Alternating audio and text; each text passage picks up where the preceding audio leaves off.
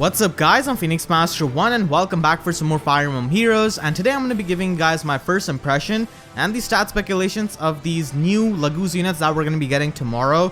So I was really not expecting more Tellius units because we just had the Beast banner in January. We also got Yune as a mythic hero, so definitely was not expecting this. And this banner has got some really popular units from the Tellius games, and people have been waiting for these units for years now.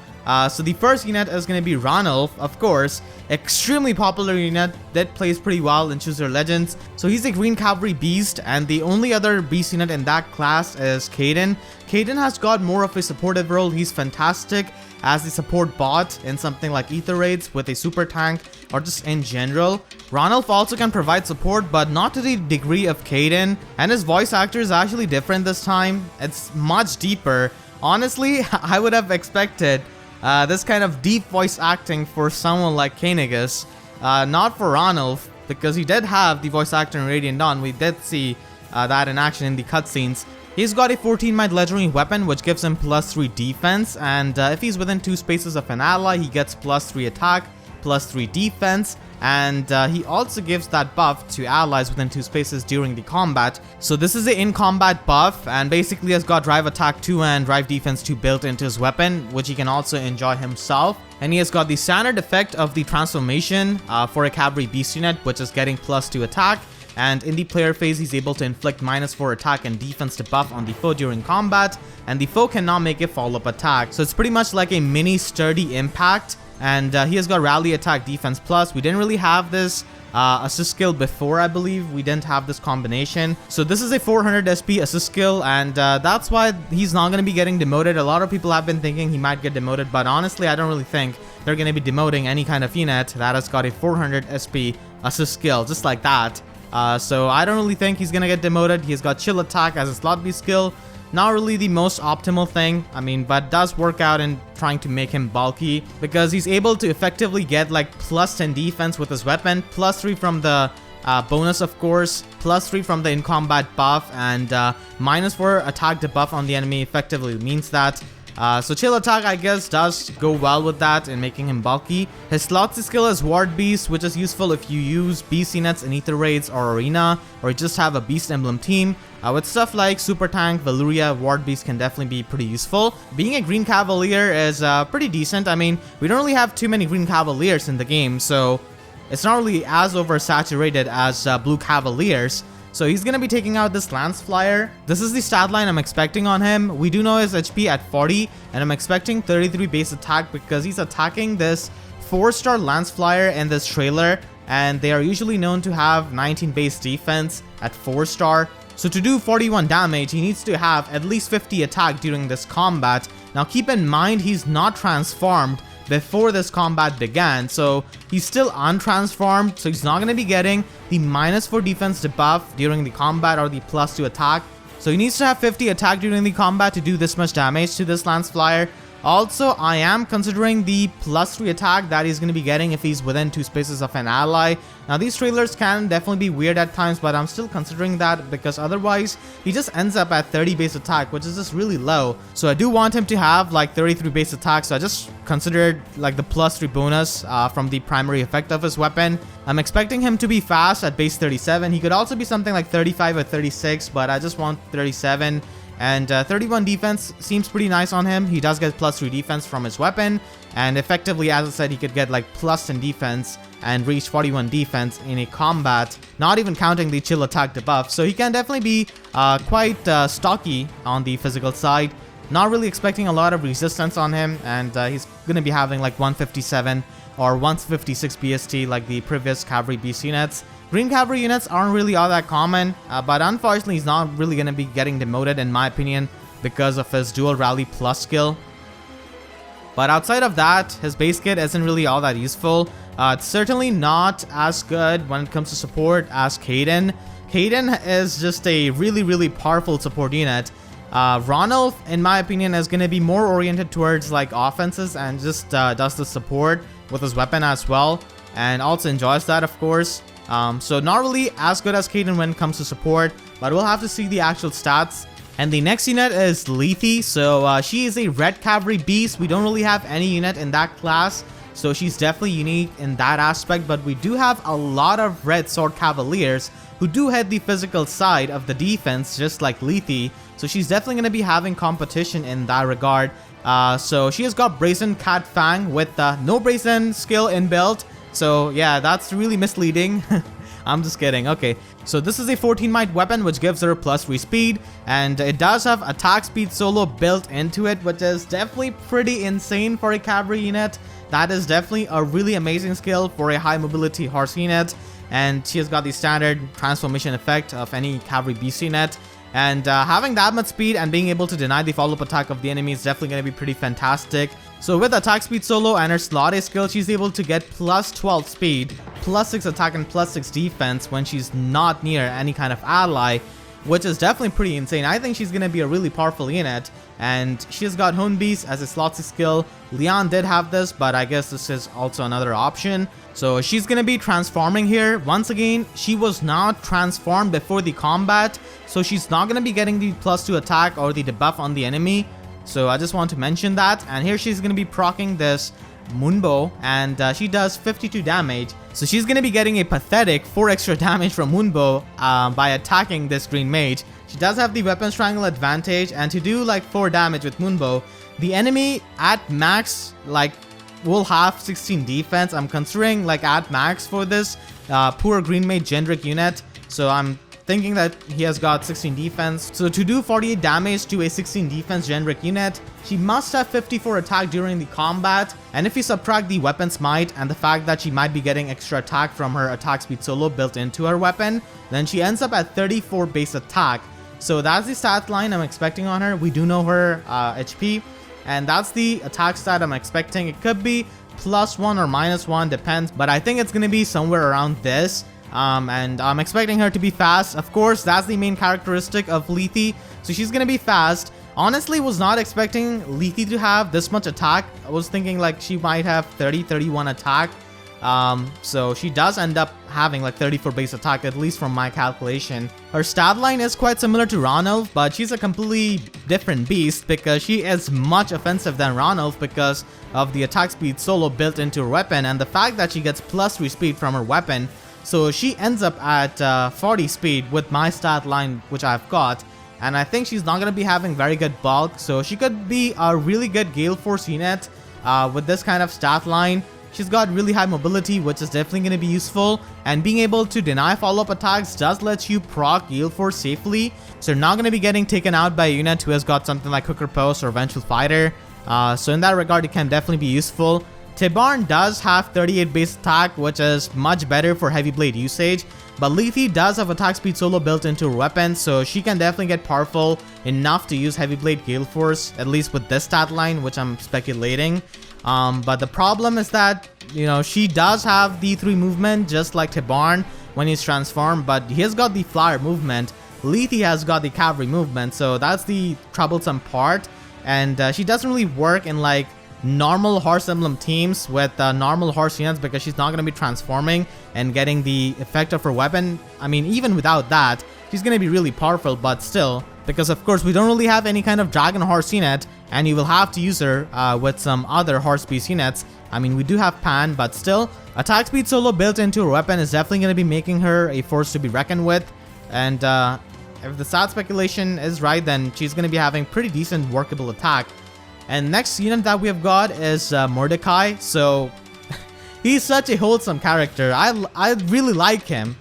Really happy that they actually introduced him. And he also has Smite, just like he originally does. So really good job by them. And his weapon also represents him as a character pretty well with the debuffs. So his weapon is Saber-Tooth Fang, gives him +3 defense. And if any kind of movement as a skill like reposition, shove, smite, pivot, drop back or anything like that is used by unit or targets unit, then he inflicts -4 debuff to all stats of enemy within 2 spaces of the unit. And he has got the standard infantry beast transformation effect, where he gets the vote out effect +10 damage whenever he triggers a special. Now he doesn't really come with a special by default, so you will have to run something, probably Bonfire, which is gonna be pretty nice with his high defense. So this can be a pretty good weapon with a unit like Reed, Gantra, who really thrive off of these debuffs. Also Yune, I guess. And I will have to see how this actually functions. This could be pretty useful in Ether raids. Could function as a pretty good like buff bot, and also for debuffing enemies. So he has got attack defense link as a slot B skill, and beast experience. So these skills are pretty much worthless after a few minutes you use them, unless you've got some kind of beast unit, which is really hard to train. But still, it doesn't really take much effort to train these kinds of units. So not really the best Lethe skill. It could have been something more useful like speed tactic. I would have liked that with attack defense link on slot B, definitely, but unfortunately not. And this makes Mordecai a pretty good demote option, but I'm not really optimistic when it comes to demotes, and nowadays at least. So yeah, I'm not really too sure. He does look like a demote option on paper, but we don't really know if they will demote him or not, because his weapon is pretty good for support, and he is going to be having the Gen 3 BST, which is going to be pretty fantastic. I mean, they have given us Rudger before, who did have that BST, but still, Mordecai is appearing on a banner, and he does have a legendary weapon, unlike Rudger. So that's Mordecai. Pretty amazing character, and he's going to be doing 41 damage to this red mage. Now this red mage he's facing is a 5-star 1. Usually these kinds of generic red mages have got 20 defense, so he must have like 51 attack during this combat to do that much damage. And if you subtract the might of this weapon, then he ends up at 37 base attack, which is pretty good. I'm not really considering the debuffs, and he's not really transformed before his combat, so he doesn't get the +2 attack. And we do see that he has got 47 HP, and Mordecai was a pretty defensive unit, so I just went with 40 base defense. He's going to be having 43 defense at base, so extremely bulky unit. Has got workable resistance, but unfortunately doesn't really have access to stuff like Barkut lands to really make use of that. So there, he's not going to be able to increase it further like Oboro or Lucas, and I think he's going to be having low speed. So he's going to be having the Gen 3 BST as expected. And this is the stat spread I'm expecting on Mordecai. Just a defensive infantry blue unit with a pretty good attack stat, good HP pool, so that he can run stuff like infantry pellets pretty well. So that's Mordecai, and he's going to be a pretty good support unit in Ether raids with that smite and a support weapon, because the description of this weapon says that the debuffs are applied within 2 spaces of the unit and the target through their next actions after movement. So you could just smite a unit into the range of the enemy, debuff the enemy with that, and go from there with the smited unit, who's probably going to be a Vantage Sweeper or something like that, or a Gale Force unit. So that could be useful. Hopefully I'm not like misinterpreting this. And then we have got the final unit on this banner, Caineghis. So yeah, he's looking really awesome in this artwork. He is a colorless beast armor unit. So this is the first beast armor unit in the game. So if you want to use him with armor march, you better have that on an armor dragon, because his transformation is going to be really important part of his playstyle. So Lion King Fan gives him +3 attack, and in the enemy phase he gets +4 to all of his stats, which is pretty much a spectrum stance if you really think about it. And the transformation effect of armor beast units is that they get disencounter when they are transformed. So that is pretty insane stuff. You just get disencounter on transformation. It is definitely conditional disencounter, kind of like Saber's weapon refined, but still it's disencounter nonetheless, along with 2 other effects on your weapon. So his weapon is overloaded with effects for a DC weapon. So I really hope they can have DC weapon refines for units like Ryoma, Normal Ike, Camus, Xander, all of those units, because I think it's about time. So yeah, his weapon is overloaded with stuff, so it makes him a really powerful enemy face unit with that, and it frees up his slot A skill because he has got disencounter weapon. It is conditional, but still, and he has got bonfire as a special. He's got a new tier 4 skill with that ugly yellow border, and it's distant defense 4. So against range enemies, he's going to be getting +8 defense and +8 resistance, and also neutralizes foes bonuses like the visible buffs from stuff like Fortify, Rally, and the Hone skills. So this is a pretty incredible skill for Ether raids and for mage tanks, for range checks, for any kind of unit that you have who is meant to check range units or just be a magic tank. And it also is a pretty good skill on units who have got a distant counter weapon, they can make a fantastic use of this skill. Being able to ignore the buffs of the enemies while getting this much bulk is going to be pretty incredible. And also the fact that you're able to deal with Blade Tome units much better without wasting a slot B skill. Blade Tome units are definitely going to be nuisance for a lot of the tanks to deal with. So having dull ranged, or I guess dull built into the skill, is going to be extremely good for any kind of enemy phase tank really. And Vengeful Fighter is a slot B skill. And he's got Distant Guard as his slot C skill. I believe he's like the third unit to have Distant Guard. He himself really needs Distant Guard, but he provides this buff to his allies too. So he's definitely going to be a good unit in Ether Raids as a super tank. But does have the armor weakness, does have the poor 1 movement, which is definitely going to be a troublesome thing many times in many matches. I'm not really expecting him to have 180 BST. I don't know why. I'm just expecting him to have like 175 BST. Maybe I'm wrong, but that's what I really feel like.